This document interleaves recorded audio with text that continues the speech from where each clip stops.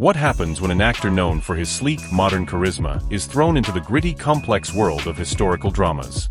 At first, disaster. But what if that same actor turns his greatest criticism into the performance of a lifetime? Welcome back to Updatex 24H, your go-to channel for all the drama, transformation, and fascinating stories behind the Chinese entertainment world. Today, we're diving deep into one of the most unexpected success stories in recent years. Xian's journey from being labeled as unfit for historical roles to becoming one of the genre's most admired leading men. Imagine this, you're a rising star in Chinese entertainment, known for your clean-cut image, modern masculinity, and effortless charm. You've conquered the contemporary romance genre, nailed tech-driven roles like the King's Avatar, and your fans swoon over your red carpet looks. Now, you're ready to tackle something bigger, something richer, deeper, a historical drama. But the moment you're cast, the internet erupts, and not in celebration. For Xian, this wasn't just fiction, it was his reality. When whispers began that he might appear in a historical series, reactions were immediate and sharp. He looks too modern, people said. His face doesn't carry history, others scoffed. Too polished. Too commercial. Too soft.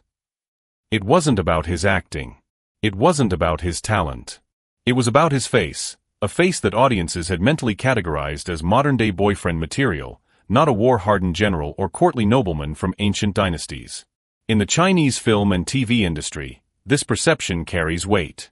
Historical dramas require a very specific blend of gravitas, emotional depth, and visual believability. It's not just about putting on a robe and reciting poetry, it's about embodying centuries of cultural memory, with every glance, every silence, every footstep. And for Xian, that was a problem. His appearance, once his greatest asset in modern productions, suddenly became a stumbling block. Casting directors hesitated. Netizens questioned his versatility. Even fans weren't fully convinced he could pull it off. But here's where the story gets interesting, and where Xian sets himself apart. Instead of avoiding the criticism, he embraced it. Instead of running back to safer roles, he leaned into the challenge. Because sometimes, the only way to prove you belong in history is to rewrite it yourself. And that's exactly what he set out to do. What happened next wasn't just a comeback, it was a full-blown transformation. And it started with one name, Tang Changyang. In most cases, having a charming face, a loyal fan base, and commercial appeal would be every actor's dream. But for Xian, these very qualities, the ones that made him a breakout star, became the weapons critics used against him when he dared to enter the realm of historical drama. His first steps into ancient storytelling weren't in full period pieces, but glimpses, magazine shoots, variety show costumes, and short dream sequences that teased a more traditional look. And each time, the response was harsh. He's too clean. Where's the weight in his eyes? He doesn't look like someone who's lived through dynastic turmoil. Even in The King's Avatar, 2019, a modern esports drama, a brief moment where he donned ancient-inspired attire for a fantasy game scene drew fire. It was meant to be playful. But audiences took it seriously, and they didn't like what they saw. On forums like Douban and Weibo, comment sections filled with concerns about his suitability for costume dramas. He didn't fit the mold of rugged actors like Qin Daoming or Hu Ge, who had already proven their gravitas in historical storytelling. Compared to them, Xian was labeled as too soft, too delicate, too urban. Producers took notice. Casting directors hesitated. The label not made for historical drama began to stick, and in an industry that thrives on typecasting, this was a dangerous brand to carry. But what many forgot is that Xian is not just a face, he's a fighter. And criticism, while painful, didn't break him. It motivated him. Rather than avoid roles that exposed his so-called weaknesses, he studied harder, trained more rigorously, and waited patiently for the right opportunity to reintroduce himself, not as a commercial actor, but as a true thespian. And when that opportunity finally arrived, with The National Beauty and The Flower, Xian didn't just meet expectations. He crushed them. But before we get to his triumphant return, let's explore how one bold casting decision flipped the narrative and silenced an entire nation of doubters. Every actor has that one role, the one that doesn't just change their career, but rewrites their entire public identity. For Xian, that moment arrived in 2023. And its name was The National Beauty and the Flower. When the casting news dropped, the reaction was instant and split. Li Xian as Tang Changyang, a high-ranking official in the Tang dynasty, tasked with choosing concubines for the emperor? To many, it sounded like a recipe for disaster, a repeat of past missteps. But Li Xian knew better. He had been preparing for this moment for years. From the very first trailer, the tone shifted. Gone was the boyish charm. In its place stood a refined, elegant man, with sharp features hardened by ambition and softened by a mysterious sadness. When the series premiered, audiences were floored. This wasn't the too modern face from 2019, this was a man reborn in silk robes and secrets. As Tang Changyang, Li Xian brought depth and contradiction, a man who appears carefree, even flirtatious, masking a soul bound by duty and quietly tormented by the choices he must make. Every glance carriait tension. Every smirk had hidden weight. He was no longer pretending to be historical, he was living it. Behind the scenes, Li Xian had thrown himself into preparation. He lost over 6 kilograms to fit the character's more refined silhouette. He trained in classical court etiquette, sword movement, and historical speech cadences. Even his breathing patterns were adjusted to better match the rhythm of ancient nobility. And it all showed. Viewers flooded social media. On Weibo, hashtags like Tang Changyang's stare should be illegal, and Li Xian's historical redemption arc trended for days. On QQ Music, the OST featuring Li Xian's dialogue excerpts climbed streaming charts.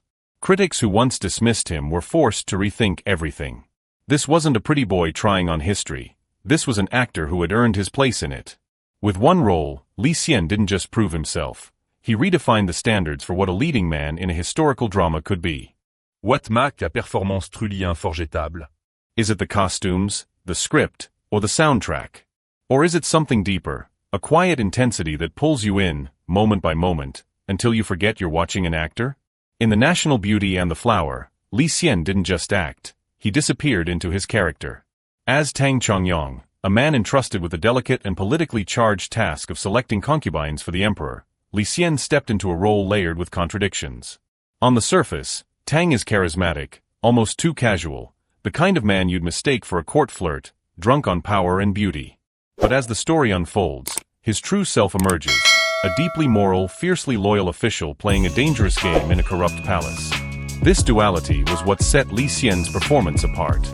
His mastery of the character came from subtlety, a twitch of the eye when he lies to protect someone, the almost imperceptible hesitation before delivering a death sentence, the lingering gaze at someone he cannot love openly. He wasn't loud. He wasn't flashy. He was real. Audiences were captivated not just by his lines, but by the spaces between them, the silences, the pauses, the weight in his breath. Tang Changyang became more than just a role. He became a reflection of internal conflict, of restrained love, of honor caught in a storm of deception.